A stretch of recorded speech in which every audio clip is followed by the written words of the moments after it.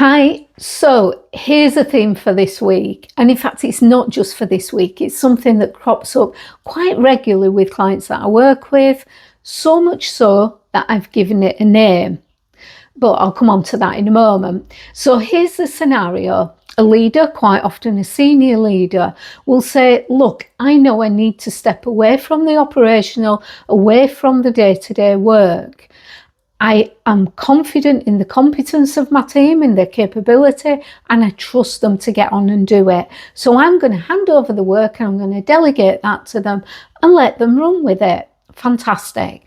But then they're really frustrated because what they're finding is that the teams and those people coming back to them can even include other managers that they manage are constantly coming back to them and saying, is this okay? Is that okay?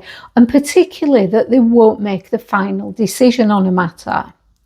That for me sets my little coachy radars off straight away. And as I say, it happens so frequently, I have a name for it now, and I say, yep, there is an example of edge of the cliff syndrome. And what that means is that it's not enough just to say that we trust our teams and let them get on with it.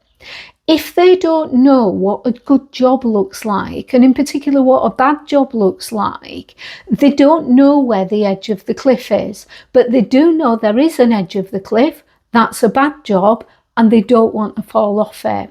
As a result, they're going to stay way back from the edge because there's safety.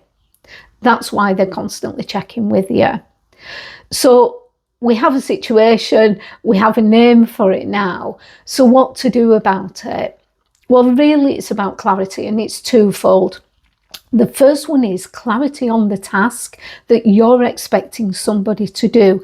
Are you clear on what's expected? Are they clear on what's expected? And do they know what a good job looks like? The other thing is, are you actually communicating that clearly? Or, as we've looked at in lots of previous posts actually, are you making assumptions that they already understand? So again, it's making sure that you're able to communicate that to other people and what your expectations are. There are lots of ways we can address it. One is one-to-one coaching. The other thing, I often cover this, for example, in my people management training and my accountability and responsibility modules.